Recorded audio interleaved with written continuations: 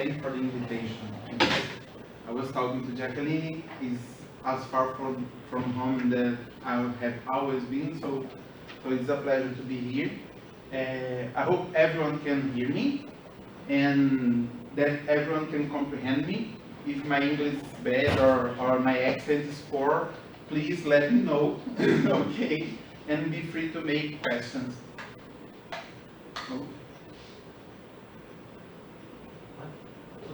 We will start with issues? Okay. As professor have told, my presentation will be about the use of bio-inspired algorithms in computational physics. And I stand this for computational chemistry and computational mathematics also, because they are very correlated in this kind of algorithms, and they can be applied in a lot of things. And my hope today is introduce some of them so that you can use them. So this presentation will be more didactical as possible. Okay? My presentation will be divided in this kind of style, and I prefer to do like a flow chart because I think it will be more easy to follow. I will start with the introduction, and then in the methodology I will present you with two main methodologies. One is bio-inspired optimization with 3 techniques that I hope I will present with enough detail to you to reproduce. And then I will start with, I will talk a bit about neural networks, about the architecture of a neural network, and also about the implementation of a neural network. When I get to the results, I will talk about micromagnetism and carbon nanomaterials that are some of the applications that I have built in UFJF, and then conclusions. So let's start with the introduction. As Professor also have told, I came from UFJF, Universidade Federal de Juiz de Fora, that's in the south of Minas Gerais, near to Rio de Janeiro, and they call us miners of the bog, mineiros do brejo, because we are like people from Rio de Janeiro, because a lot of things in Juiz de Fora are like in Rio de Janeiro, but we are in Minas. And in this large campus, I work here in the Department of Physics. I'm a physicist that get formed there, made my master there, and also my PhD now, so I'm from there.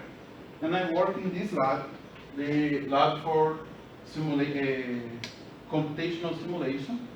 And there's a lot of professors and a lot of students also that use this lab today. And I'm in particular a student of Professor Sato, that is the head of the laboratory. In red you see his IC students, in blue the master students, in green the PhD, and here some collaborators. Professor Sato works mostly with metallic nanostructures. And I started my bachelor working also with metallic nanostructures, in particular with metallic nanopores. But when I get to my PhD, this is my end of graduation work. It gets in the cover of European Physics Journal B. So I worked with this all my bachelor. But when I get to the master, Professor Sato Wako invited me to collaborate with some other laboratories from my university. Other projects of computational simulation, and also some guys from Nano that work with nanotechnology and carbon nanomaterials. In particular, the projects he invited me to work with and that I will present to you today are the works of Professor Pablo and Professor Sidney with micromagnetism. They study the properties of magnetic materials in nanoscale and microscale, doing simulations. So it will be a support to simulational guys also. And with the experimentalists, I support the work of Professor Benjamin Renaud, he's French, and also Professor Indira Maciel. Professor Indira Maciel works mostly with carbon nanotubes, and Professor Benjamin with carbon vapor, chemical vapor deposition of carbon nanomaterials. And I worked most with this subject. And today, these will be the main things that I will talk about in the results. But my collaboration with them also marked the beginning of the use of bio-inspired algorithms in my lab. I introduced this topic in UFJF, and this bio-inspired algorithms is an acronym to a lot of different topics. We have like artificial neural networks, evolutionary algorithms, artificial life, dynamical systems, a lot of things that are uncovered behind this. And I worked with a lot of them in different subjects. I select them as needed to my projects.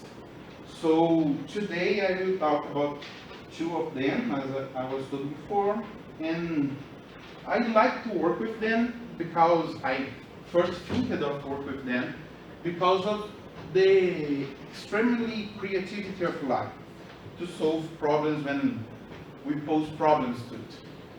Life can be like very curious in the way it solves problems, and bio-inspired algorithms and bio-inspired computing is all about mimic the way that life solves problems.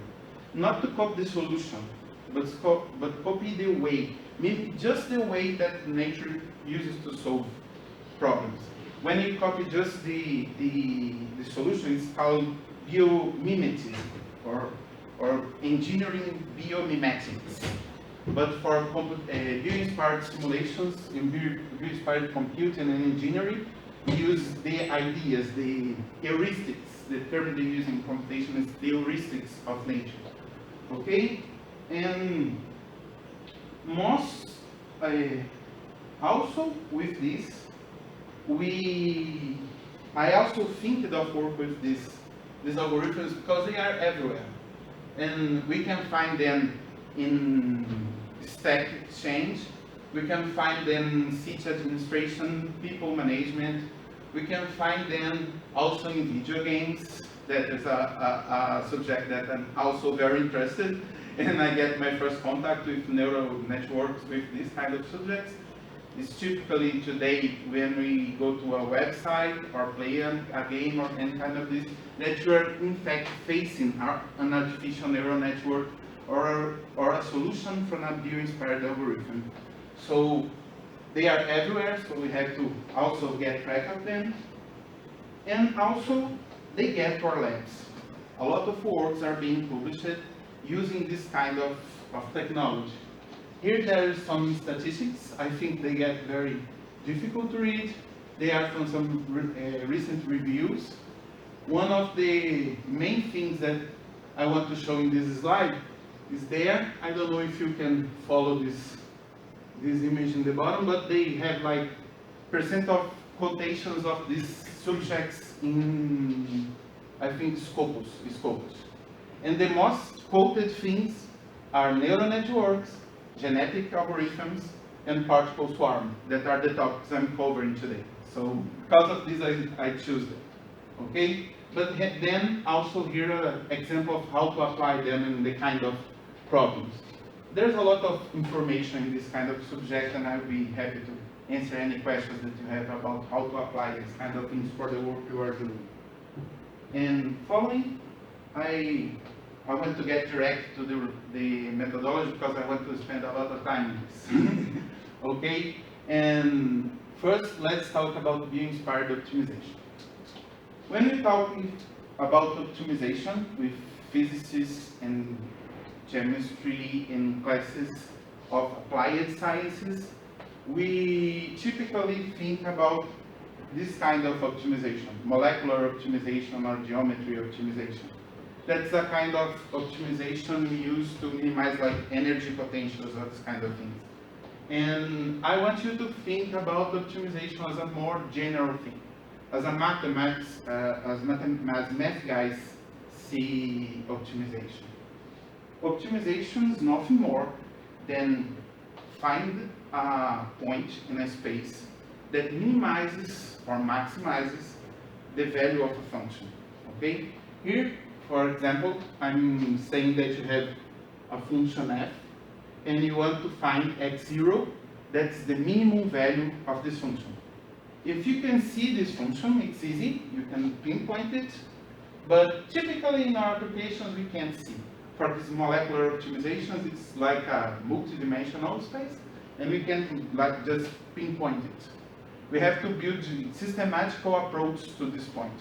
And there is a lot of them that we already use in material science and engineering. Metropolis algorithm is a very used one in physics and chemistry.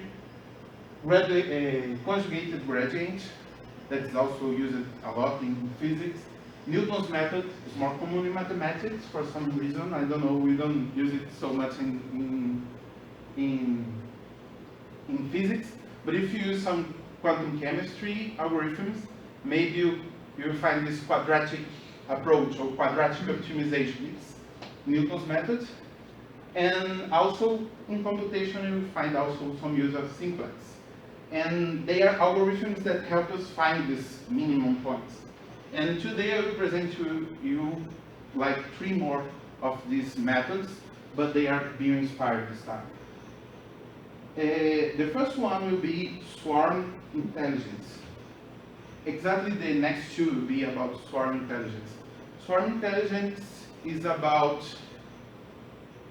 treating a conjunct of possible solutions of our systems, like birds or peoples in a riot or foraging groups. They are, we say, intelligent agents, and these agents will be foraging in our space of research to find an optimal solution. Okay? Today we will talk about particle swarm optimizations and the frogs method. Particle swarm optimizations is the more standard of the 2, so I will start with it. This is an example of particle swarm optimization. First, to have a feeling of what it is.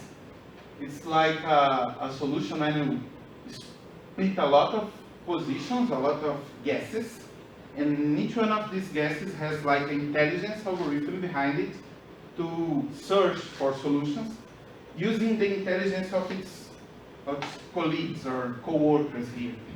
They have like an internal communication system that can use to follow one the other. So let me explain what they do exactly. We initialize the positions like randomly, okay? In this slide they are equally distributed in this space because the space are obvious, it's like 2D plane. But if you have like a molecule, it is marked to simply do random configurations, and you interpret like each particle as a position, so it has like a position vector, and you can update this position vector using velocity. And this velocity step will be a discrete velocity step. You see the velocity has the same unit as the position, will be a discrete step. The time is without unit. And this step is done with 3 main components. One is following my previous idea. If a particle is going to a direction, it's the blue component. If a particle is going to a direction, she kind of wants to be in this direction, and you will stay in this direction for a time. If you want to make it intelligent and have swarm intelligence, you have to put some terms that use the other guys as reference. So we introduce the green guy and the yellow guy here. The green vector is expressed by this term, and what it means? It means that this guy can see like a radius. This particle can see like a radius of optical vision, and with this optical vision, he will spot which is the best one of the guys that I'm seeing here in my swarm. Which is the best guy? Oh, this best guy that I'm seeing is this one. So I will do also a step in the direction of he, because he's smarter than me, so I will follow him. And also you introduce like a global minimum follow. It's like also with the visual help, we also have some auditive thing. They are signalizing, screaming, or you can use any metaphor you want. and you put a contribution that goes also in the direction of this guy, the best of the swarm. And when you put this, you sum them in with a proportional thing. When you want the more direct to the minimum, you put a larger value here. If you want them more slow, you put them a smaller value there. It's just fitting constants. Okay? When you do this, you get this kind of behavior we have seen before. This kind of, they seem like flies in the result, but they are very efficient to pinpoint the minimum. With Frog's method, we do more or less the same thing.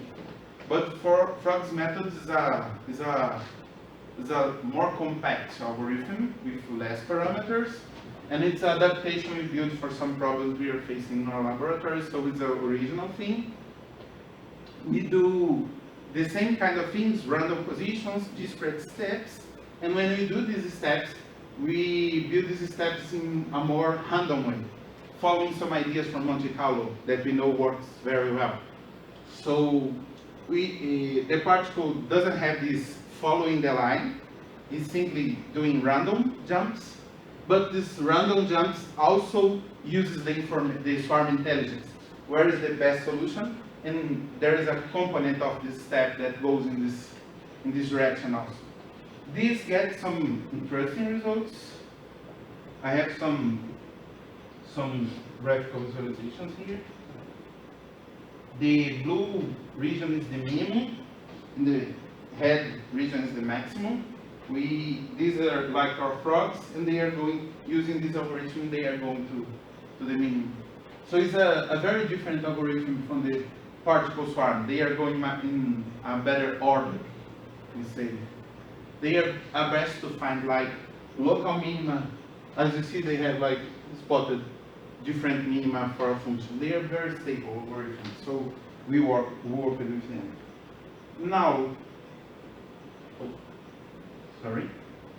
for genetics algorithm, the idea is a little bit more complicated because we use a lot of ideas from biology. Mainly, we use evolution as proposed for Darwin. It's not the actual idea people have about evolution, but it's the one we are using. And also some of Mendel ideas about genetics. And we use them to build evolutionary algorithms that use some genetic ideas to optimize functions. The idea of genetics algorithms has been introduced by Holland. So, as I told, they are very complicated, and introduce them will be challenged just to show a simple equation, as I have shown. Then I will introduce it then by a application problem, okay? For me, it's a standard problem, but I don't know if any one of you have some familiarity with this kind of notation, so I will explain the kind of problem I'm addressing. I want to find the best result of a 4D10. A 4D10 is, I will throw 4 dice with 10 faces, and I want to see the best solution of this, but the best result of this, but not simply the best result. I will just add the 3 higher values, okay? I don't know, maybe the system you are working wants this. So let's address this problem using genetic algorithms. To start with genetic algorithms, we need to define a population of guys to be selected. For my population, I will use 6 random throws of dice. These are my results for random throws. It's important to quote here, 0 means 10. Okay, it's an important rule to quote here. And this is my population. So which one of these are the best, has the best result? I don't know, I have to make a evaluation. So after I initialize my population, I do a fitness calculation. Fitness is how good our solution is. Let's look to the fitness calculations. These are my actual fitness.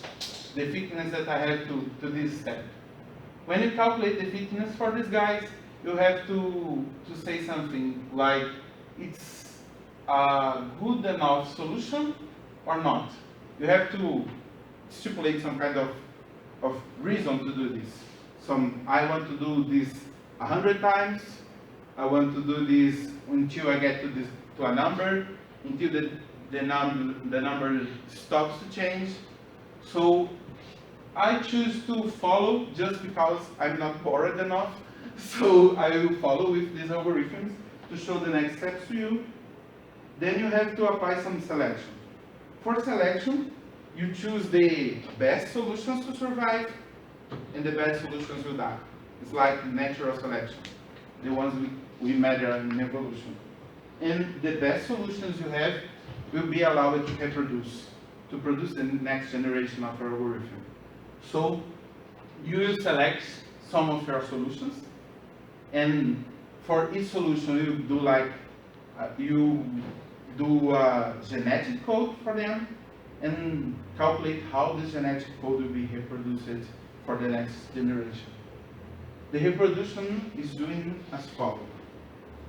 First, you select two parents.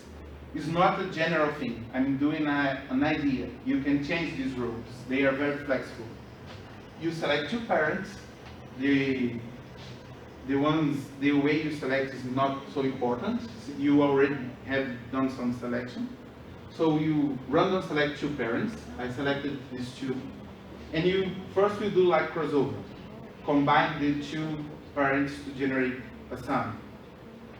To do so, a common idea is to split the selection in any point. We say maybe there. Split the selections, combine the both, and generate a son. This is a son. Is a guy that can be in the next generation. For this son, also we allow some mutation, some random mutation. One of the places we return, it's at random. Typically mutation has a small range for coherent optimization, but if you want a really random optimization, you can bust this mutation chance, and then you can include this new guy to the population. If you do this enough to refill your population, you have like a new generation for algorithms. So you restart the feed. We can again calculate fitness. So I'll be fast now. Select some guys, generate the next generation, and let's say you stop here. Okay? There is a good fitness in this generation. I know it's a good fitness. So I get bored now, and I'll stop here and say, this is my solution. This is the best a D10, 4D10 can be for adding the three biggest values. I choose this to stop here to show a thing. These algorithms are not perfect. They can do good answer to our question, but they can't assure you that the solution will be actually the best. It's not a real optimization. As our optimizations like conjugated gradient or Newton's law are also not perfect. They do good steps in the direction of a good solution, but they never spot in fact the solution. They need infinite time to actually show you the best solution of this problem. This not is a infinite possibility problem. It's a finite possibility problem, so it will be okay infinite time. But for a real problem like molecular optimization, it can take forever to get the exact solution. Okay? Finishing this, I want to talk about neural networks, so we can show how to use these algorithms just in the results. Okay? I want to show neural networks for you, but showing neural networks today is like a coach thing. It's like there's a lot of merchandising in this field.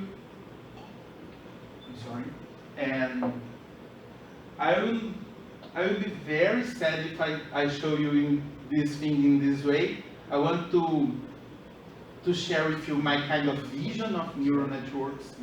So first I will show like the marketing thing, and then I will show my vision of neural networks, okay? And first, neural networks are this thing that can do a lot of things. They are kind of magic.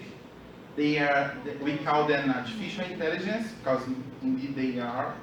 And they can do, here for example, is MIT application. When you get a picture, and they are very good to treat pictures indeed, and they can pinpoint in this picture which region of this picture has a road. So it's this one that in gray. Oh, and tree and nature is this one in green. Oh, and peoples is these ones in like heather or purple. So they are very good for this kind of things, and it makes them seem like they have some kind of intelligence. They can learn things and do this kind of magic treatment of things. They are very mysterious for common people. And we aim to say, oh, they are like just computers. They can't do magic. They didn't have like creativity. And they are like challenge our comprehension of this, because they can indeed do something that we call creativity. Here we have some examples. This is from this kind of deep fake neural networks that can like get a picture of Professor Juarez and put him talking like Dilma's talk in a public thing, and do like very real representations. This fake talks came for just one picture. If you have a lot of pictures, you can do like a real image of a people talking, a thing that these people never told about. And also, you have some good music composed by neural networks. It's really good. I challenge you to go there. And also, there's some AIs built to play games, and they play very well. They explore like the rules of the game and can break the game if it's necessary. So they are very like compelling us to say they are very intelligent and magical. But I don't want you to think in this way. So I will now introduce the neural networks as I see them. Okay? There's a lot of different architectures of neural networks. They can be used for a lot of things, so there's a lot of ways to build them. And they are typically represented like this. So today I will be stuck here. I will not follow. I have worked with some of the other guys, but I will be here because they are the more simplest to explain. And I want you to see them as diagrams. We in science like diagrams. We have built perturbation theory diagrams, Feynman diagrams, and we know how to simplify an equation simply building a diagram of it. So I want you to now think about neural networks as a diagram. And I want to teach you what this diagram means. As I have told, I will stay with this kind of neural network, the forward propagation neural network. And you can think it's like a function, okay? We are building a function. This diagram means a function. This function gets an input and gives you an output, okay? This input can be anything, words, like numbers, binary signals. They are very general, as functions are very general. Today, let's say it's numbers. Just to simplify, we are thinking about numerical notation. Let's say it's numbers. So in this image, we have like input neurons. Each of these balls we call neurons. We have hidden neurons and output neurons. What does neurons do? Okay, let's start with input neurons. So input neurons just receive the input of our code. So they are like numbers. When we say we have this column of input neurons, we will say in your code will be a vector of input x, y, x, I here. So from this input, there's a lot of edges here. They follow to the next written layer. And they transmit this input for this reading layer as follows. Reading layer is in fact which we call artificial neuron, and they give this name for neural networks as artificial neural networks because they are based in real neurons. And what this layer do is he combines the input with some weights. We put in this tensor T here, and so we can note this using Einstein notation. You are familiar with this notation? Okay. And this is like a matrix times a vector. Okay. Each one of these guys has a bias, a value that he just subtracts of this product of a matrix times a vector. And this result will be a number, in fact will be a vector of numbers, this first reading layer. And we put this in a function. This function can be a lot of different things. Just to show some examples, the most common today is this first two, ReLU and sigmoids. Sigmoids are this like, they are like rototangents, okay?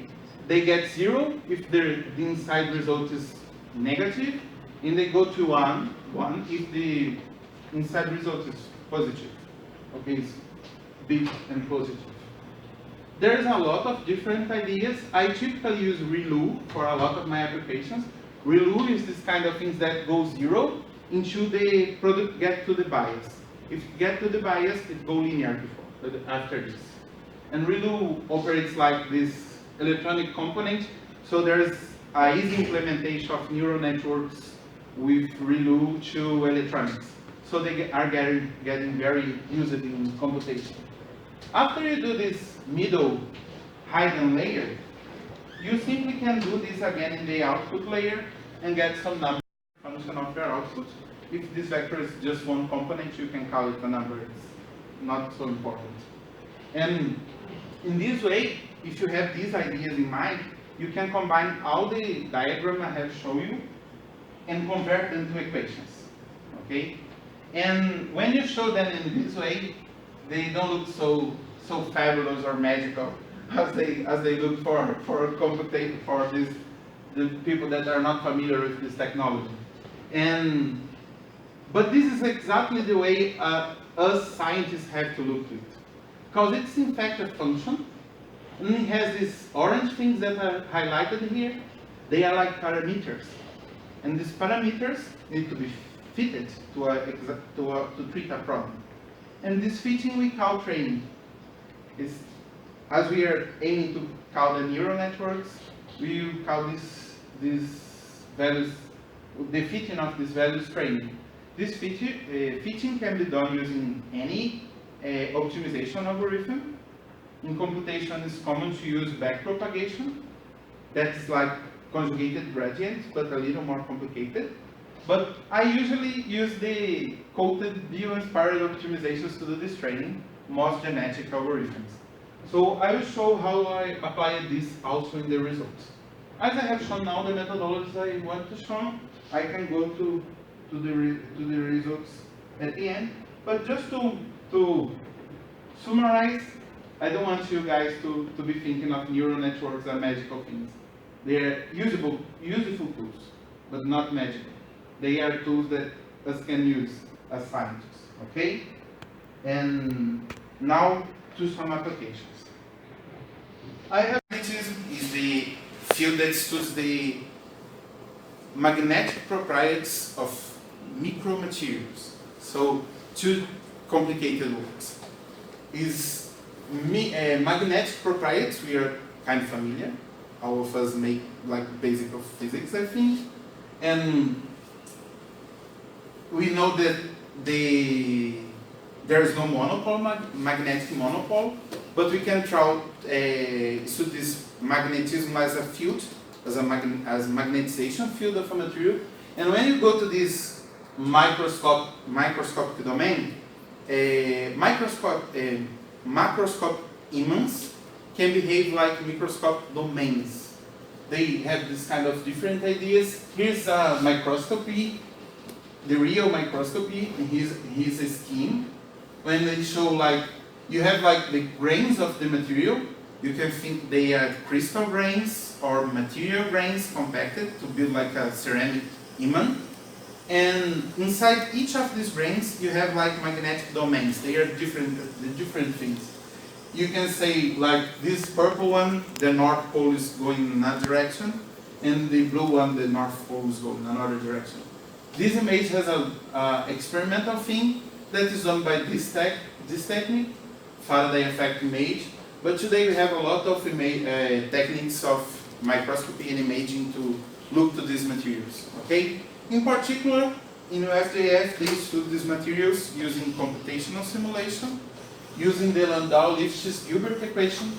It's a very complicated equation. I don't want you to really understand what's going here. The simple idea I want you to comprehend, it's a partial differential equation that gets a field, the magnetization field of this material. This microscopic magnetization fluctuates with the position.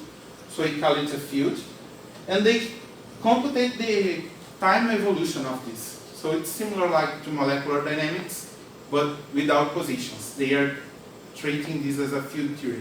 So it's very similar to fluid dynamics and this kind of things. It's a general computation of a unitary field. Okay.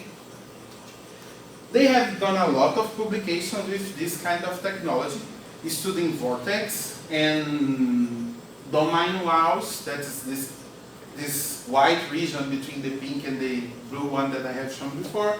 But now they are interested in a different thing that they call skyrmion. Skyrmions are quasi-particles. There's a lot of funny theory around them, but I want you to understand them now just as topological things. They are this kind of configurations in the middle of a magnetic field. They do simulations in skyrmion transport in nanoribbons.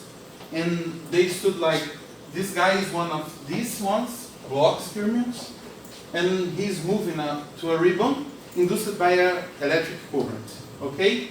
And this skyrmion experience a phenomenon called Hall effect for skyrmions. Okay? The skyrmions deviate from its trajectory, going to the edge of the nanoribbon. And this edge has a lot of defects. In the experiment, this is like the skyrmion death. If he goes to one of these defects, he will die. So we need to make some simulations to get a way to get the skyrmion going straight. So they are interested in get like position of a skyrmion, velocity of a skyrmion, and they don't know how to do this in our lab.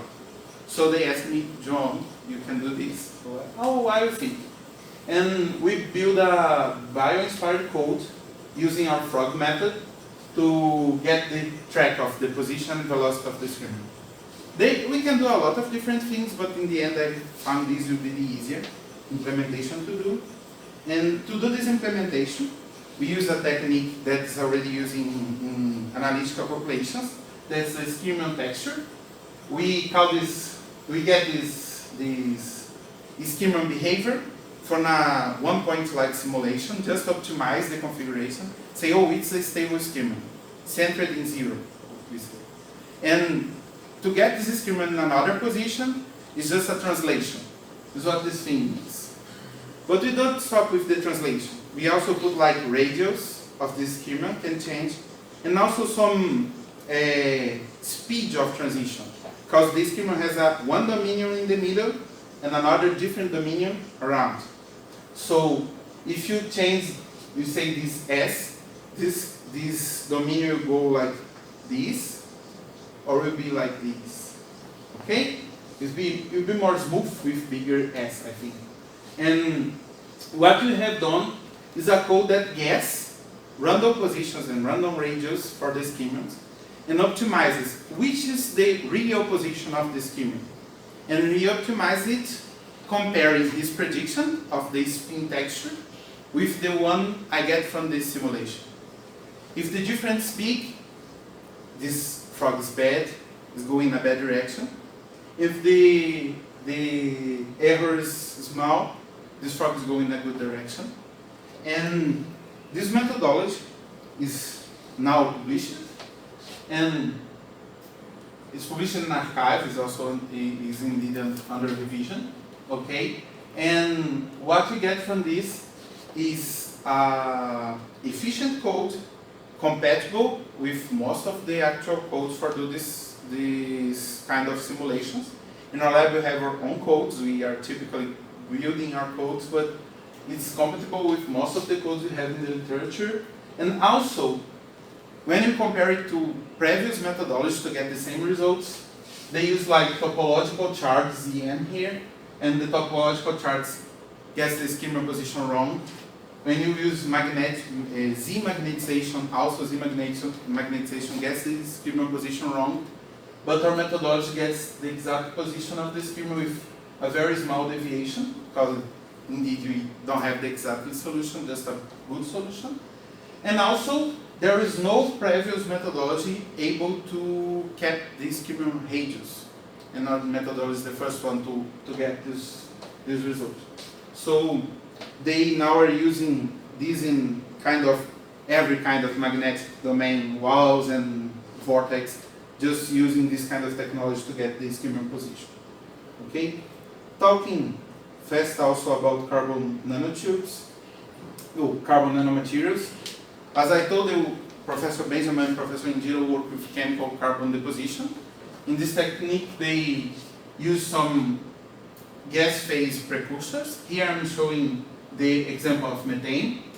They heat these gases and throw them to a furnace when there is a catalyst, typically a copper sulfate, and this catalyst helps the reaction to build a standard graphene nanosheet. So they invited me to try to simulate this setup. And it's a very challenging simulation to do, because you have a substrate that acts as a catalyst, you have a gas phase thing, you have an unknown seed. They don't know what's the seed of crystal grow in this kind of simulation, okay? So you have to figure something out, and they want you to reproduce the shape of this thing. They want me to reproduce the shape of this graphene sheets. So they want to tweak the experimental setup, like I want more temperature, lesser temperature, or different precursor to have a specific shape of graphene bronze sheet. And I figured something out for them. That I built a genetic algorithm. It's based in an old algorithm for growth that's called Eden algorithm. And what these algorithms do is he starts from one carbon. Indeed, we know growth from one carbon is impossible. Wolff theorem guaranteed with assures it. So in computational, we can do this kind of thing. So we started with a single carbon and glue additional carbons at each generation of my genetic algorithms. So each generation, my molecules grow of one carbon. When we get to the third generation, we get to the point of when we have a lot of different paths to follow. We have to choose. From there, everything is like symmetrical. There is no other way you can glue a carbon. But when you get to the fourth generation, you have different choices to make. So you have to select these things, and the way I choose to select them is by energy, because they get us a good idea of the stability of the molecule. So we select the best ones using energy criteria. But now there's a thing. If you follow this algorithm, here you have a lot of configurations to cover, and there also. And each generation, this number of configurations grow. And use the accurate calculate energy to do this. Accurate energy methodology to calculate energy is very difficult to do this in computational able time. So we made like a survey of what you have. And we can do this with a good DFT thing for this kind of simple carbon systems. That's like hybrid functional there, and it's like 9 seconds in ORCA. It's very fast. But for this 4 atoms thing that I have shown you. So, so it's very fast for 4 atoms. But this number of atoms is growing. Here is some kind of idea. It's each one of these calculations like a matrix diagonalization, so it's indeed order 3 of computation. And the number of structures grows with the area. So it's at least n squared. So our algorithm will be n to the 5. It's undoable in this kind of sense. So we choose to do a different thing. We train a neural network to calculate the energies for us. What we have done is build a neural network that gets some information about the structure. She doesn't read the structure. She reads like some information of structure. She reads it. But she reads some information of the structure. And this information is like how many atoms, how many angles, how many bounds of sp1 and sp2, these kind of things. And she gets the energy, okay? And I'm calling she because in the code it's a name, but it's an inside joke. You don't need to know this. And okay, we have done this in the way I have told. 23 features of the molecule. It's not the molecule in it, and we get this 23 features thinking about classical potentials, because we already use these classical potentials to do these calculations, and we know that you can describe very well the energy with like bounds and the integrals and angles and this kind of thing. So we just should choose some features as input, and we by hand removed some of them that are linearly independent. And for the output, we first trained our neural network using IMOP calculations, and they are not so good. They're like Hickel. It's just an initial test, and the neural networks performed very well in the optimization. So we get to Orca, also with using PM3. That's a semi-empirical methodology. It's also not so accurate, but it's a good for this kind of system. In the end, it worked very well also. We then get to a final version of our code using actual simulation data. We run a GROM without selection and get these geometries we use it, different temperatures, because we are using like, for this selection of the guys, we are using Boltzmann's waves, so we can do like different temperature things. And we obtained the energy with Orca using DFT. And in the end, the important thing, we need to compare the structures and select the best. So we check if it's good with comparisons. We get then two structures, and the algorithm has to say each one of the structures is best to follow with the next generation. And he gets a very good rating of correct results, and we used it to do our simulations. Here's a convergence thing, and then you can see our error is between 0.1 and 0.01 electron volt. It's a very good prediction for a thing that's like one step of calculations without matrix diagonalization. So it's a very good algorithm. Going fast because we are short in time. This methodology gives us the power to predict the shape according with the temperature. Again, this blue region here is the initial step. It's not exactly physically doable because the thing doesn't grow from one carbon, but when it gets like a critical size, the energy growth is like favorable, and then the rest of the thing is like very, very accurate with the experimental setup. It's so accurate that we predict for the experimental guys that if he uses this molecule, oh my god, I doesn't remember the name. But it's like a benzene ring with a methyl with this. Oh? Toluene. Okay, it's exactly this. And if he uses like toluene as a precursor, you get like nanorings. For carbon, for graphene, it's very interesting. And he had done the experiment, and in the experiment he found a non-revolve. So our algorithm made good prediction of the experimental, showing the experimental the way to do the thing. And also we made another predictions, but the experimental doesn't get to there indeed, but get there in the future, okay? And to go to the conclusions, I will be fast because, again, I exceed my time. I get very, very active when I'm talking of things I like. And to get to the conclusions, first, in this presentation, I make a general introduction, talk about UFJF, and introducing you to the idea of genetic algorithms and bio-inspired algorithms as general. And then I introduce you to the methodologies I'm using in my lab. We talked about particle swarm optimization, PSO, and also about Frog's algorithm. We also describe genetic algorithms, and these three are methodologies you can use to optimize things, any kind of things.